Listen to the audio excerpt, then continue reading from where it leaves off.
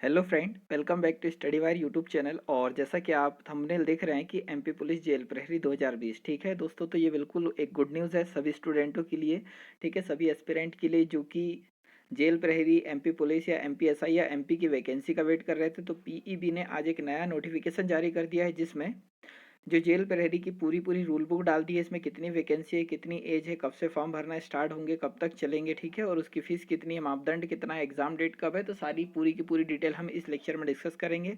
इससे पहले कि यदि आप इस फर्स्ट टाइम इस चैनल पर आ रहे हैं तो आप सबसे पहले चैनल सब्सक्राइब कर लें, क्योंकि इसमें काफ़ी लंबे समय से हम एमपी पुलिस एमपीएसआई के लेक्चर डाल रहे हैं और उसके साथ ही अब एक दो दिन में एमपी जेल प्रहरी के भी लेक्चर डालने स्टार्ट हो जाएंगे, ठीक है। तो आपको इससे बहुत ज़्यादा बेनिफिट होने वाला है। तो आइए हम देखते हैं कि नोटिफिकेशन है इसमें क्या क्या चीज़ें हमें दे रखी। तो सबसे पहले यदि आप सर्च भी करते हैं तो जैसे ही व्यापम पे जाओगे, ठीक है, तो उसकी ऑफिशियल साइट पे अगर हम जाते हैं, ठीक है, प्रोफेशनल एग्जामिनेशन बोर्ड पे, तो आपको यहाँ पर ये देखने को मिलेगा हिंदी या इंग्लिश जो चूज़ करना है। तो अगर सपोज हम हिंदी चूज़ करते हैं ना, तो यहाँ जेल प्रहरी 2020, ठीक है, उत्तर पुस्तिका, जैसा कि आप यहाँ देख रहे होंगे। अगर आप चाहो तो आप खुद भी यहाँ देख सकते हैं, ये सारी डिटेल आपको मिल जाएगी। उसके बाद जैसे ही हम इसे ओपन करते हैं तो हमें इस एक ऑफिशियल नोटिफिकेशन पे ये ले चलेगा, ठीक है। तो जैसे कि अगर हम इसे डाउनलोड करें,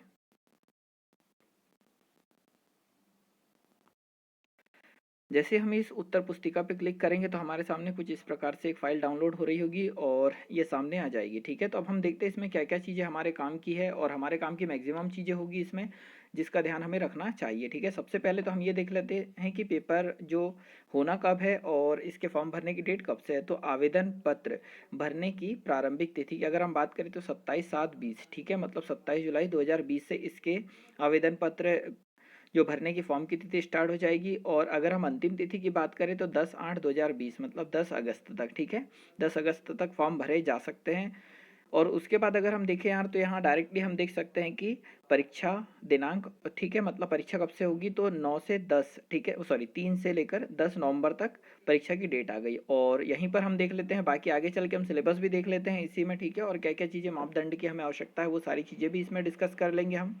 और ये पूरा जरूर देखना, आपको इसमें बहुत सारी जानकारी मिल जाएगी जिससे कोई भी डाउट नहीं रहेगा। तो यहाँ पर अगर हम बात करें कि आरक्षित अभ्यर्थियों के लिए जो फीस की बात है तो टोटल 500 रुपये उनको लग रहे होंगे।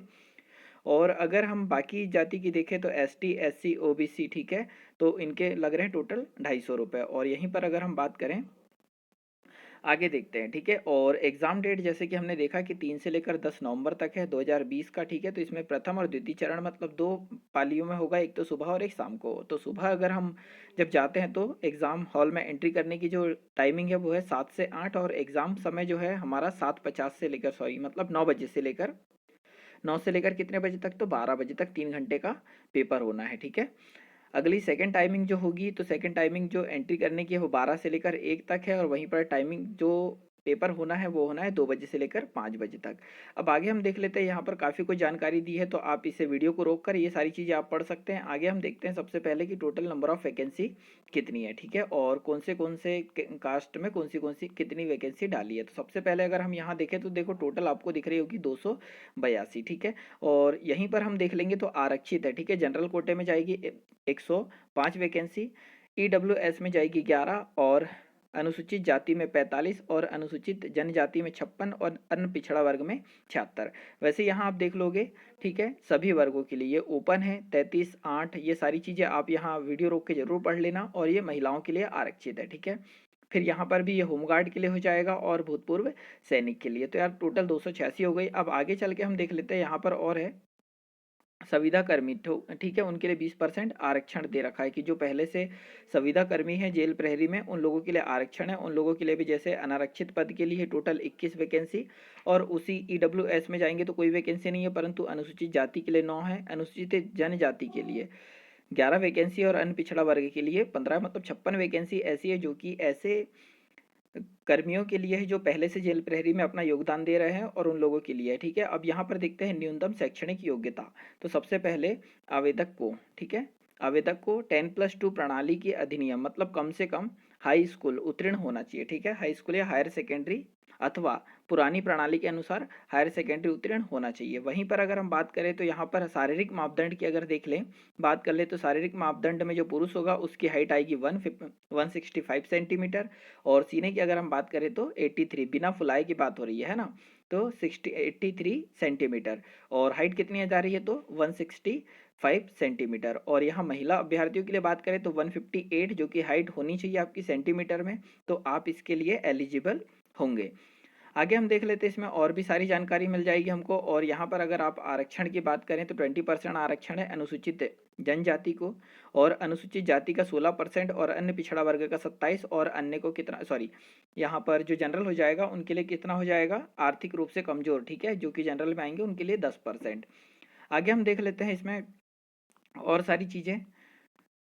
तो देखो यार, सबसे पहले अब हम यहाँ सिलेबस की ओर चल लेते हैं कि हमारे सिलेबस में एक्चुअल में चीज़ें क्या है। बाकी मैंने कुछ दिन पहले एक लेक्चर डाला था, जो कि आपको जैसे ये लेक्चर कंप्लीट होगा तो वहाँ पर सारी चीज़ें आपको मिल जाएगी, ठीक है। एक और लेक्चर आ जाएगा कि जेल प्रहरी की तैयारी कैसे करें, आप अगर उसे देख लेते हो आपको सारी चीज़ें समझ में आ जाएगी।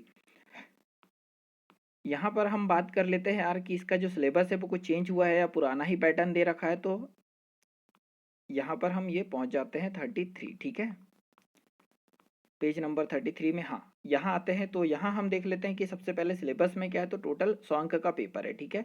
तो सामान्य ज्ञान आ रहा है इसमें पहला, तो 20 मार्क्स का होगा, क्योंकि टोटल 5 सब्जेक्ट है तो 20-20 मार्क्स के टोटल डिवाइड हो जाएंगे। सामान्य हिंदी आ रही है, सामान्य अंग्रेजी, सामान्य गणित और सामान्य विज्ञान, ठीक है। तो टोटल आ रहा है सामान्य विज्ञान ये 20 नंबर का हो जाएगा, सामान्य गणित 20 नंबर का हो जाएगा, सामान्य इंग्लिश हो जाएगा 20 नंबर का, सामान्य हिंदी हो जाएगी 20 नंबर की, और सामान्य ज्ञान भी 20 नंबर का।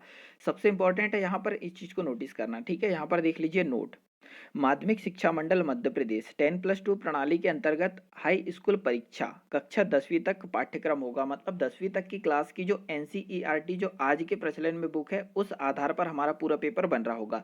कहने का मतलब कि जो विज्ञान का पेपर आएगा वो 6वीं से लेकर 10वीं तक, जो कि हमने, आप देखोगे एक लेक्चर जो कि ये एंडिंग होगा, और वहीं पर यहाँ पर आपको एक लेक्चर दिख जाएगा जैसे ये लेक्चर एंड होता है वहाँ पर कि जेल प्रहरी की तैयारी कैसे करें। उसमें ये सारे सब्जेक्ट का हमने बताया है कि किस प्रकार से आपको फॉलो करना चाहिए और इतने समय में हम कंप्लीट कर सकते हैं। तो सामान्य विज्ञान है, सामान्य गणित, सामान्य इंग्लिश, हिंदी, ये सारी की सारी। और स्पेशली इस चीज़ को नोटिस करना है कि 10वीं तक का पाठ्यक्रम आएगा जो कि मध्य प्रदेश शिक्षा मंडल द्वारा पढ़ाया जाता है। तो यार इस लेक्चर में तो इतना ही, ठीक है। और चैनल सब्सक्राइब जरूर कर लो, और लेक्चर अच्छा लगा हो तो इसे लाइक और शेयर कर दीजिए, ताकि जितने भी आपके दोस्त है एस्पिरेंट है जो कि तैयारी कर रहे हैं उन सभी लोगों को ये सूचना मिल जाए, ठीक है। और वो अपनी तैयारी में थोड़ा तेजी ला ले, क्योंकि कोरोना के चलते ऐसा हो सकता है मैक्सिमम स्टूडेंटों ने अपनी तैयारी रोक दी है। तो आप अगर इसे तैयारी करते हैं तो आने वाले समय में और जितनी भी वैकेंसी होगी एमपी से रिलेटेड तो उसमें मैक्सिमम में यही सिलेबस रहेगा, तो उसका फायदा आपको वहां पर भी मिलेगा, ठीक है। तो यहाँ पर एक लेक्चर आ रहा होगा, इस लेक्चर को आप जरूर देखें, ठीक है। एमपी जेल प्रहरी की तैयारी कैसे करें। तो वीडियो देखने के लिए बहुत बहुत धन्यवाद। जय हिंद, जय भारत।